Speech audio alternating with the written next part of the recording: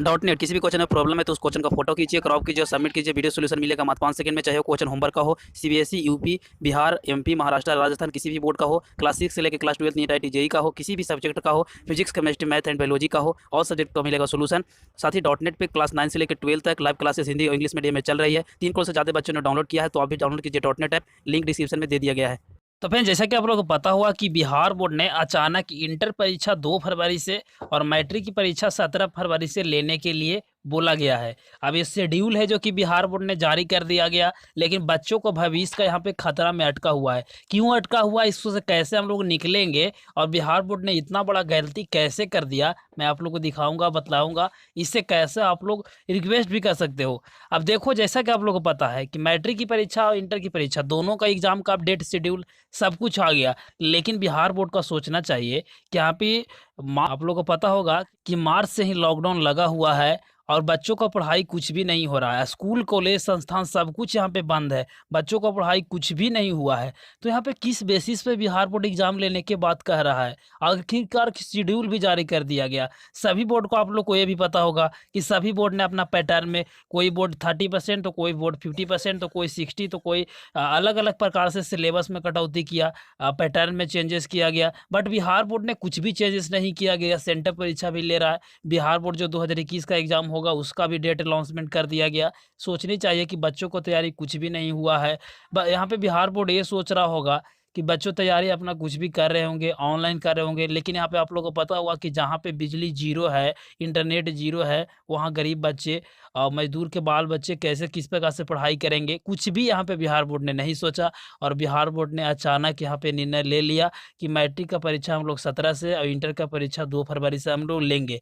चाहे बच्चों का भविष्य खतरे में हो, चाहे जो भी हो, बच्चे को एग्ज़ाम लेंगे। चाहे बच्चे फेल हो जाए, चाहे जो हो जाए, हम लोग कुछ भी नहीं देखेंगे, एग्ज़ाम लेंगे तो लेंगे।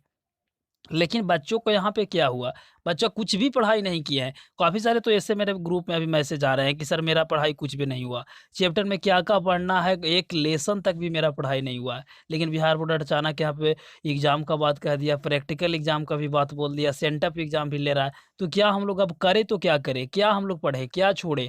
बिहार बोर्ड ये भी बोला कि हम लोग पैटर्न में बदलाव करेंगे, सिलेबस में कटौती के लिए एससीईआरटी टीम को भी बोले हैं कि यहाँ पे चेंजेस होगा, बट अभी तक कुछ भी यहाँ पे नहीं हुआ है। और अचानक यहाँ पे एग्जाम का डेट भी निकल गया। तो बच्चों का यहाँ पे भविष्य खतरे में। आखिरकार एग्जाम में लिखेंगे वो क्या, क्योंकि वहाँ पे पढ़ाई कुछ भी नहीं हुआ है, जीरो एकदम है। तो यहाँ पे बाइकआउट यहाँ पे करनी चाहिए। मेरे हिसाब से अभी भी बिहार बोर्ड के बच्चों को एक्शन लेना पड़ेगा, क्योंकि उनका तैयारी कुछ भी नहीं हुआ है। और एग्जाम लीजिएगा तो क्या लिखेंगे बच्चे, बच्चे लिखेंगे तो क्या लिखेंगे उसमें।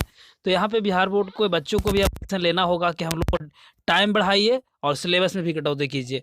टाइम आप लोग अचानक, और यहाँ पे आप लोग को पता होगा कि एग्जाम हर एक बस फरवरी के, यहाँ पे 10 से 12 फरवरी के बीच होता था, लेकिन और यहाँ पे अब 2 फरवरी से ही कर दिया गया है। और समय कितना दिन बच रहा है, तो 3 से 4 महीना बच रहा है। तो इसमें क्या हम लोग पढ़ेंगे, दिसंबर तक में जो भी पढ़ना है पढ़ेंगे। जनवरी में तो प्रैक्टिकल एग्जाम है, फरवरी में फर्स्ट वीक से ही एग्जाम शुरू है। तो क्या हम लोग लिखेंगे एग्जाम में, फेल होंगे, रिजल्ट गड़बड़ाएगा। एक विषय में मान लेते हैं कि 1-2 विषय हम लोग को पढ़ लेंगे, ठीक है, 1-2 विषय में तैयारी होगा, बाकी एक विषय में भी फेल होते हैं तो फेल हो जाएंगे।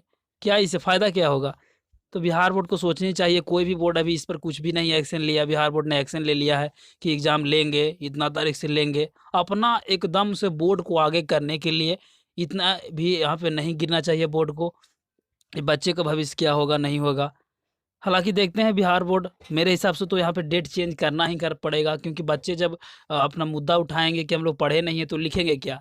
जेईई मेंस, एडवांस ये सभी एग्ज़ाम नहीं है, बच्चे गरीब होते हैं, अलग-अलग यहाँ पे गाँव से बिलॉन्ग करते हैं, सभी टाउन का नहीं है कि अपना इंटरनेट सुविधा है, अपना तैयारी किसी भी तरह से पढ़ रहे हैं। बच्चे के पास बुक नहीं है, नोट्स नहीं है, ट्यूशन बंद है, स्कूल बंद है, कब खुलेगा कोई भी गारंटी नहीं है। कभी यहाँ पे 15 अक्टूबर, तो अब दुर्गा पूजा के बाद, तो अब दीपावली के बाद कब खुलेगा, कोई भी इसका लिमिट नहीं है। बच्चों को यहाँ पे डेट निकाल दिया गया। तो ये सभी बिहार बोर्ड को समझना है और इसका ज़रूर बदलाव कीजिए। अगर बिहार बोर्ड के अधिकारी के पास ये वीडियो जाता है तो इसको चेंजेस कीजिए, बदलाव कीजिए, डेट में बढ़ाइए। बच्चों को भविष्य के साथ मत खेलिए, वरना यहाँ पे बहुत ज़्यादा, यहाँ पे बच्चों का भविष्य खतरे में चले जाएंगे।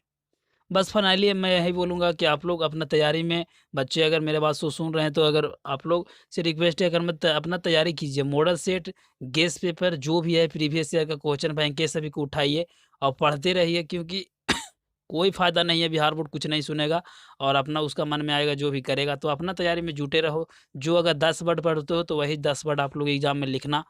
इसलिए अपना तैयारी कुछ न कुछ करते रहो, किसी पे डिपेंड मत रहो। बस इसका रूटीन आप लोगों को पता होगा कि मेरे वेबसाइट पे डाला हुआ है technicaranjay.com पे, और इस चैनल पे भी तैयारी करवा रहा हूँ। तो अगर इंटरनेट की सुविधा है तो आप लोग चैनल को सब्सक्राइब कीजिए, अपने दोस्तों में शेयर करके तैयारी भी कीजिए। डिपेंड मत रहिए कि सिलेबस में कटौती होगा, ये होगा, वो होगा, तब हम लोग एग्ज़ाम का तैयारी करेंगे। ठीक है? तो मिलते हैं एक नई वीडियो में, तब तक के लिए जय हिंद, वंदे मातरम।